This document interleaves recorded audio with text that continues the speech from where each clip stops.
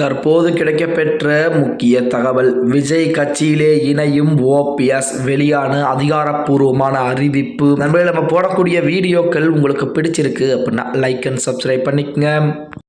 நமது ஓபிஎஸ் அவர்களை பொறுத்த வரைக்கும் அதிமுகவிலே பல முக்கியமான பொறுப்புகளை வைத்தவர் அப்படிங்கிற தகவல் நம்ம அனைவருக்கும் தெரியும். அடுத்த கட்டமாக அதிமுகவிலிருந்து வெளியேற்றப்படுகிறார். வெளியேற்றப்பட்ட பின்பு அதிமுக நாங்கள் தான் உண்மையான அதிமுகவினர், எங்களுக்குத்தான் அனைத்து உரிமைகளும் இருக்கிறது, எடப்பாடி பழனிசாமி அதிமுகவே கிடையாது என சொல்லிக்கொண்டு சட்ட போராட்டத்தை முன்னெடுக்க ஆரம்பித்தார். அடுத்து 2024 நாடாளுமன்ற தேர்தலிலும் போட்டியிட்டார், தோல்வியை தழுவிவிட்டார். அதே போல நமது ஓபிஎஸ் கிடைத்த கடைசி வெற்றி எது அப்படின்னு பார்த்தா தர்ம யுத்தம் மட்டும்தான். அந்த தர்ம யுத்தம் யாருக்கு எதிராக தொடங்கப்பட்டது? சசிகலாவிற்கு எதிராக தொடங்கப்பட்டது. ஆனால் இறுதியில் எங்கே போய் ஐக்கியமாயிருக்கிறார்? சசிகலா அணியிலே ஐக்கியமாயிருக்கிறார். சசிகலா டிடி அதிமுகவில் வெளியேற்றப்பட்டதற்கு முக்கியமான காரணமே ஓபிஎஸ் அவர்கள் தான். ஆனால் இறுதியிலே அவர்களுடைய காலடியில் தான் இருக்கிறார் ஓபிஎஸ். எப்படிப்பட்ட ஒரு சூழலில் சமீபத்தில் உள்துறை அமைச்சர் அமித்ஷாவை சந்தித்து விட்டு வந்த ஓபிஎஸ் ஒரு மௌனம் காத்து கொண்டே இருந்தார் அப்படின்னே கூட சொல்லலாம். இப்படிப்பட்ட ஒரு சூழலில் இந்த மாதம் 23ஆம் தேதி மாவட்ட செயலாளர் கூட்டம் என்பது போடப்பட்டது. அந்த மாவட்ட செயலாளர் கூட்டத்திலே எடப்பாடி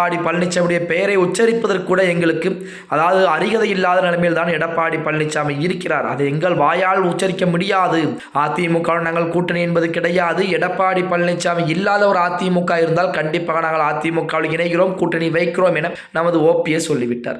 அடுத்த கட்டமாக ஓபிஎஸ் என்ன செய்ய போகிறார்? அவருக்கு இருக்கக்கூடிய வாய்ப்புகள் என்பது இரண்டு வாய்ப்பு. ஒன்று, திமுகவுடன் கூட்டணி என்பது வைக்க வேண்டும், இல்லை என்றால் தமிழக வெற்றி கழகம். இந்த இரண்டு கூட்டணியில் ஏதேனும் ஒரு கூட்டணியில் கண்டிப்பாக நமது ஓபிஎஸ் இணைந்தே ஆக வேண்டும். 2026 சட்டமன்ற தேர்தலிலுமே ஏனென்றால் நமது ஓபிஎஸ் அவர்கள் இதுவரைக்குமே பார்த்தீங்க அப்படின்னா மிகப்பெரிய அளவில் வெற்றியை பதிவு பண்ணாத காரணத்தினால் ஓபிஎஸ் அதிமுக இணைவதற்கு வாய்ப்பில்லை என கருதிய காரணத்தினால் அவருடைய ஆதரவாளர்களை திமுகவின் பக்கம் சாய ஆரம்பித்தார். அதனால் விஜயுடன் செங்கோட்டையனை பயன்படுத்தி செங்கோட்டையின் மூலமாக தமிழக வெற்றி கழகத்துடைய தலைவர் விஜயிடம் பேச்சுவார்த்தை என்பது நடத்தியிருக்கிறாராம். அந்த பேச்சுவார்த்தையில் விஜய் சரி என்று சொல்லிவிட்டாராம். நமது ஓபிஎஸ்கள் 38 தொகுதிகளை கேட்டிருக்கிறாராம். தொகுதி பங்கீடு பிறகு பேசிக்கொள்ளலாம், நீங்கள் கூட்டணிக்கு வருகிறீர்கள் என்றால் எங்களுக்கு ஒரு பிரச்சனையும் கிடையாது, எங்களுக்கு நல்லதுதான் என நமது நடிகர் விஜய் அவர்கள் சொல்லி இருக்கிறார் அப்படிங்கிற செய்திகள் இணையதளங்களிலே மிக வைரலாக பரவிக்கொண்டிருக்கிறது அப்படின்னே கூட சொல்லலாம்.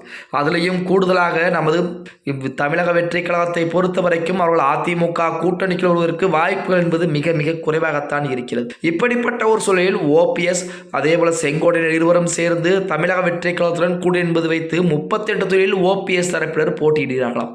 எத்தனை தொகுதியில் ஜெயிக்க போகிறார்கள் அப்படிங்கிறத பொறுத்து தான் பார்க்க வேண்டும். அதாவது ஓபிஎஸ் மகன் வைத்திலிங்கம் இந்த 3 தொகுதியில் வெற்றி பெறுவதற்கு வாய்ப்புகள் என்பது அதிகமாகவே இருக்கிறது. மீதம் இருக்கக்கூடிய 35 தொகுதிகளில் யார் யாரை களமிறக்கப் போகிறார் வேட்பாளராக, அவர்களுக்கு செலவுகள் யார் செய்ய போகிறார் என்பதை பொறுத்து தான் பார்க்க வேண்டும் அப்படின்னே கூட சொல்லலாம். ஓகே गाइस, வீடியோ பிடிச்சிருந்தா மறக்காம லைக் பண்ணிருங்க. அப்படி இந்த வீடியோ ஃப்ரெண்ட்ஸ் அண்ட் ஃபேமிலிக்கும் ஒரு ஷேர் பண்ண மறந்துடாதீங்க.